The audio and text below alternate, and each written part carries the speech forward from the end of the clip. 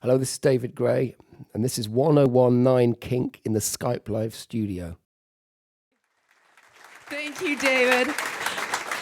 I love it when you can laugh at yourself like stuff like, because I know what a perfectionist you are, so it makes me even happier to see, you know? Yeah, for some reason I got the word echolocation stuck in my mind. You'd never believe it. But I was thinking, yes, that's a bit like writing songs. And this is what I was thinking, well, that's why I went wrong.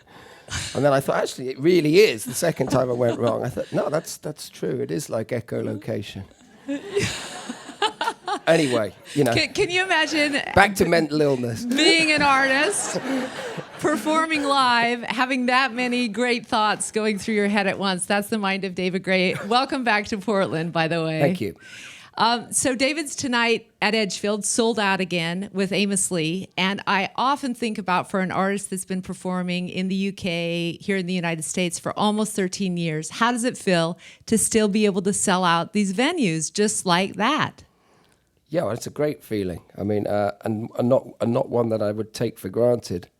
I think there's a moment when your success is sort of seems all-encompassing and unstoppable, and everything seems to sell out, bigger and bigger shows, and the inevitable happens. You start just anticipating that that's going to be the case, but of course reality kicks in, usually quite swiftly. So I'm delighted, and I find that the Portland crowd is a very musical crowd. I always have a great gig here. I think people are plugged in a kind of, maybe, you know, I used to think of San Francisco in that way, but it still can be an incredible place to play music. But I get that vibe up here.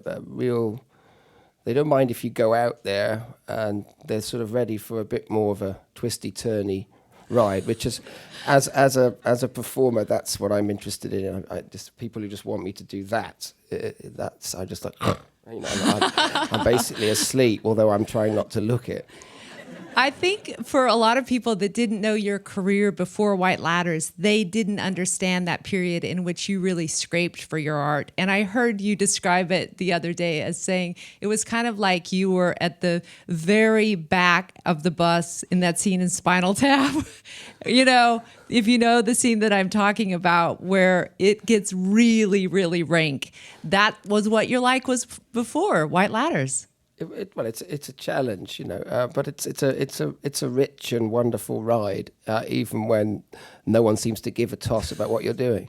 So, I mean, just coming to different countries and playing your music and seeing it all, meeting all the crazy people. I mean, I guess it stands you in some kind of stead for the madness that's hopefully to follow. So it was difficult. I think when you're putting it all out there and no one seems to be wanting to take it off you, it's not the most comfortable situation to be in.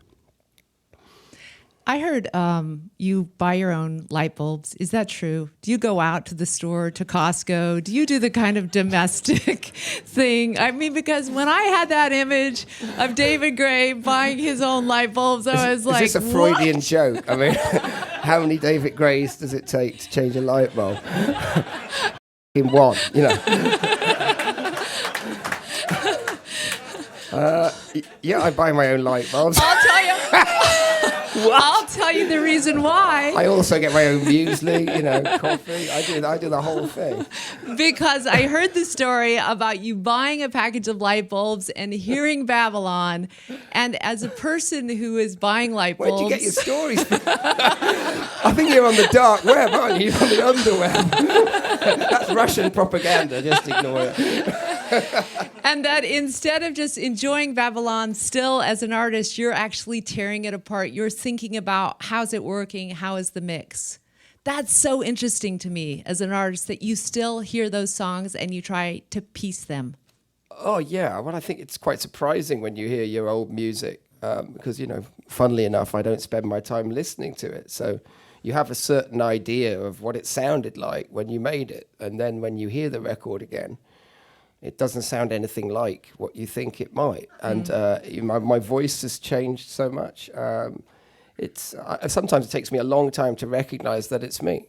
So, wow. Yeah, I'll just be sitting there, 2 choruses in, I go, Jesus Christ, this is my song. What is this?